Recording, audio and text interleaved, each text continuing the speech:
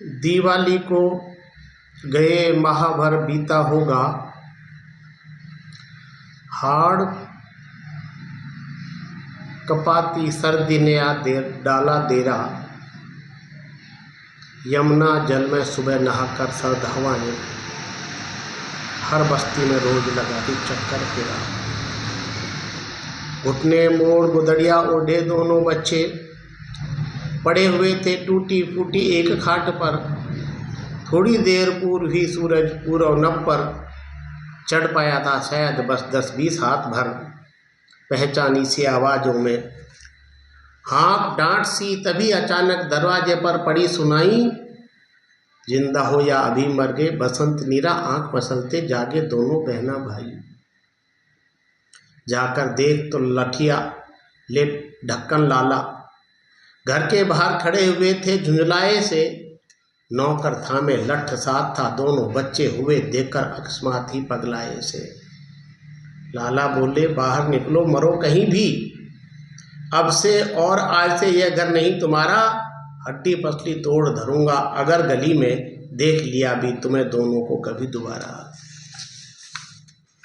पर ताऊ जी, हम दोनों तो सदा आपके आते जाते राम राम करके जाते हैं। पर ताऊ जी, हम दोनों तो सदा आपको आते जाते राम राम करके जाते हैं। किस कसूर पर क्रोधित होकर दंड दे रहे? हम अनाथ हैं, क्यों न रहम हम पर खाते हैं। एक पांव से लिपटी नीरा रोकर बोली, और दूसरे से लिपटा था उसका भाई। लेकिन दया हया ढक्कन ने कब से बेची सिर्फ रुपया उसका बापू भैया माई। झटके पांव हटाए दोनों, कहा चुकाओ बाप तुम्हारा, लेकर मुझसे कर्ज मरा जो। इस खंडर से क्या भरपाई होगी उसकी, पर सोचूंगा चलो मिला है कुछ ना कुछ तो। इतने पर जड़ दिया द्वार पर झट नौकर ने, आगे बढ़कर लोहे का मोटा सा ताला। थे अनाथ अब बेघर भी थे दोनों बालक, मालिक थे अब उनके घर के ढक्कन लाला। यूं तो था आबाद मोहल्ला मरघट अथवा उजड़ी बस्ती, कोई कब्रिस्तान नहीं था। सूरज चढ़ा सभी जागे तो चहल पहलती, रोके टोके कोई भी इंसान नहीं था। सदियां बीती सहते सहते दौर गुलामी, अत्याचार रिवाज हो गए चलते चलते। बर्फ बन गया रक्त सभी का धीरे धीरे, पारतंत्र की रात अनंता ढलते ढलते।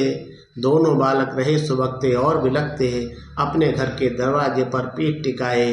किसे पड़ी जो पूछे उनसे रोटी पानी, किसे पड़ी जो बाहों में बरधीर बंधाए। आखिरकार सूर्य भी थक कर दिन भर चलकर श्रांत भवन में यमुना पार कहीं जा सोया। नीरा और बसंत भागे निस्वर जागे, जननी पिता के बाद आज था घर भी खोया। गुड्डू मुड्ढ से पड़े हुए थे, गुड्ड मुड्ढ से पड़े हुए थे लिपट परस्पर। किसने डाली कब उन पर थी फटी रजाई, गंडे और ताबीज टूट के करके हारी, मगर निपुती रही पड़ोसन पारोताई। जेठ ससुर देवर जेठानी सब थे घर में, दबे पांव जा वही रजाई डाल गई थी। मेरी भी गोदी में खेले कभी कनाई, यही खिलौना सपन कभी से पाल रही थी। कभी जैन मंदिर की देरी, कभी ठिकाना, कभी शिवालय की सीढ़ी पर जा सो जाते। रही गांव में एक बड़ी चौपाल पुरानी, कभी दिवस तो कहीं कभी वहीं पर रात बिताते। मिल जाता प्रसाद मंदिर का उनको प्राय, कभी दया कर 2 रोटी कोई दे जाता। यों प्रगाढ़ होता जाता था धीरे धीरे उनका और भूख का पावन रिश्ता नाता। कई बार देखा नीरा ने मंदिर आगे फूल बेचते हुए कई परिचित लोगों को। सोचा मैं भी अगर कमाऊं कुछ ऐसे ही, कुछ तो सुविधा हो जाएगी हम दोनों को। फटी ओढ़नी के पल्लू में जाने कब से बंधी पड़ी जो एक जवानी याद आ गई। मन ही मन में मगन हुई जो राम कृपा से आज अचानक कोई दौलत हाथ आ गई। फूल खरीदे बेचे उसने सांझ ढले तक, फूल खरीदे बेचे उसने सांझ ढले तक। 4 चवन्नी पहले दिन की हुई कमाई, चने काबली और मुरमुरे ला दुकान से अपने पैसों से दोनों ने भूख मिटाई। चलता रहा सिलसिला यूं ही कई महीनों। आर्य समाज का जुटा गांव में अधिवेशन था। खूब बिकेंगे, फूल कमाई अच्छी होगी, यही सोचकर बांसो उछला उसका मन था।